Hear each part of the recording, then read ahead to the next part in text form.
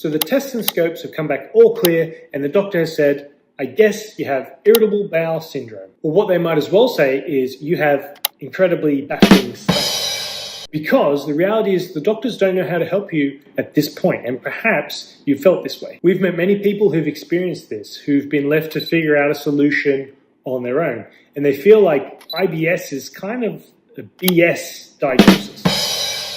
Okay, I promise that was the final dad joke, but I am serious about IBS patients not being taken seriously and not getting adequate help. The good news is, based on my experience over 10 years in the field, I'm going to share with you 3 fundamental steps to get symptom-free, to be able to eat with freedom again, and to just take back control of your life. And it's nothing to do with gluten-free diet or increasing your fiber. A large part of this has nothing to do with diet. And if that's surprising to you, or you're not sure what I mean by that, then you need to make sure you watch this all the way through. My name is Joe Leech. I'm a dietitian and founder of Diet vs. Ease. We're the world's leading online dietitian service specializing in digestive disorders. So let's get to step 1. And here's a little bit of a backstory. So let me take you to Oslo, Norway. A group of researchers have rounded up 60 people who identify as gluten intolerant. They don't have celiac disease, but they've realized that removing gluten from their diet relieves a lot of their symptoms, or so they think. Because here's the problem. How do we prove that removing gluten from their diet was actually the reason their symptoms improved and it wasn't something else? So researchers came up with a genius plan to test this. So they created 3 different types of muesli bar. Muesli bar 1 had gluten added to it. Muesli bar 2 had fructans added to it, which is a type of FODMAP compound. We'll touch more on that later. And muesli bar 3 was the placebo. It didn't have either compound added to it. Now, all these bars looked identical, so you couldn't tell them apart. Each bar for 7 days in a row.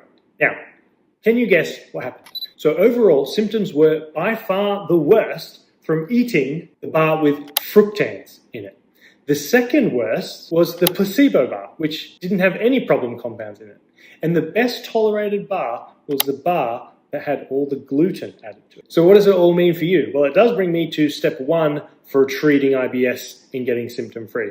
And that is to get clear on your exact food sensitivities and thresholds. And that Norwegian study I just mentioned is one of many examples of why the first-line treatment for IBS is to follow a properly executed low FODMAP diet and not just to follow a gluten-free diet. Because IBS patients are very likely sensitive to FODMAPs like the fructans in that second muesli bar. And you should determine that first as a step 1 to resolving symptoms and feeling better. As a fun side note, if gluten-free has helped you a lot with symptoms, you're right. And it's because the nature of removing gluten also removes the majority of FODMAPs from a food. So gluten-free products do help with symptoms, but it's not typically because the gluten was removed, but rather that a lot of the FODMAPs were removed as well. The exception is if you have celiac disease, then it is a gluten sensitivity. Now, without going into the weeds of FODMAPs and the diet, that's a topic for another video. FODMAPs is an acronym. It stands for fermentable oligo di monosaccharides and polyols. Fortunately, all you need to know is that they're a type of carbohydrate that can ferment in your gut, your large intestine, and they can cause symptoms in those who are sensitive, which is typically IBS patients. Because this is a key point that people don't seem to talk about. It's a low FODMAP diet. It's not a no FODMAP diet. Typically, you can tolerate small quantities, but once you exceed a certain threshold, that's what triggers symptoms. Last point on this is this diet should be short-term. Same with any elimination diet. You don't stay on these diets forever, and you shouldn't need to. If you feel like you do, then you should definitely seek some guidance with it. Okay, so that was step 1. Get clear on your exact food sensitivities and thresholds. Let's move on to the next one. On to step 2 now, and I feel like this is a big secret for treating IBS that your doctor really won't ever tell you about. And this genuinely changed the way we practice when we learned the importance of this. So a client of ours, Sue, she suffered from a lot of extreme bloating, urgency to use the ladies' room, and symptoms began taking control of her life. Her tests had come back all clear, and the doctor said, it's IBS, look it up. And so she had tried probiotics, fiber supplements, low FODMAP diet. This was over a span of the past 10 years. Nothing helped. And then when we met her, we asked one question that flipped everything on its head. Because one of the issues for her was she had an executive level, like stressful job, she's always thinking about work. Business travel regularly, just always on. And so this was a question. He said, Sue, when you're on vacation and your lifestyle and environment are completely different than your regular routine, what happens to your symptoms? And she thought about this for a moment and she said, the last time was last Christmas when we went on vacation. My eating habits were completely unstructured and they certainly were not healthier. Actually, my symptoms were much better then.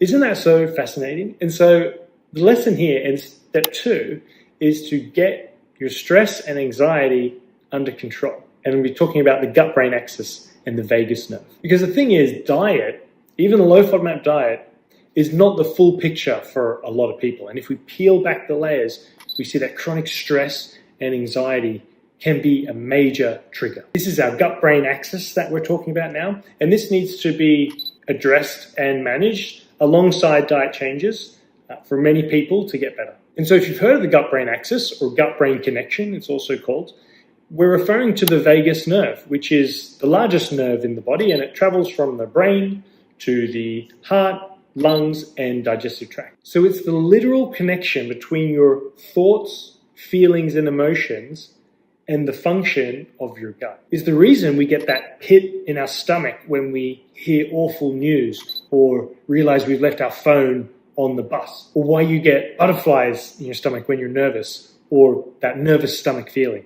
So it's this pathway that chronic stress, anxiety, depression, negative thought patterns can physically impact your digestive health. It can trigger inflammation, increase sensitivities, and even alter your gut microbiome. And so if this is you, the next step then is to have a plan in place for addressing that anxiety or those negative thought patterns that you may experience. It could be talk therapy, counseling, gut-directed therapy, that's a big one, vagus nerve activation training, the list goes on. And this could be, speaking with someone directly. There's also a lot of apps these days on all these different topics. So it's never been easier to start exploring the options. And we actually provide all of these modalities for our clients as well as the diet changes, because we just find that for a lot of people, that's what they needed and that's what it takes for them to treat their IBS properly. Plus, the conventional medical approach is just so out of date. They don't even have this. It's not cohesive. They don't collaborate. Departments don't communicate. And so that's why we felt we needed to make a service to help people properly. Okay, so that was step 2. Get stress and anxiety under control. And we talked a little bit about gut-brain axis and the vagus nerve. By the way, if you found this video helpful, make sure to like the video so then you'll see more of our videos in the future, and make sure you subscribe to the channel too. Now for our final step, step 3, what if you've done all the diet changes that don't work and you don't think anxiety or stress is a major factor for you? Well, I'm glad you asked. We had a client, Robin, who tried all sorts of things to figure out what was wrong with her, but nobody could crack it. She'd even spoken many times with a dietitian who wrote a whole book on the gut microbiome, and even she couldn't figure it out.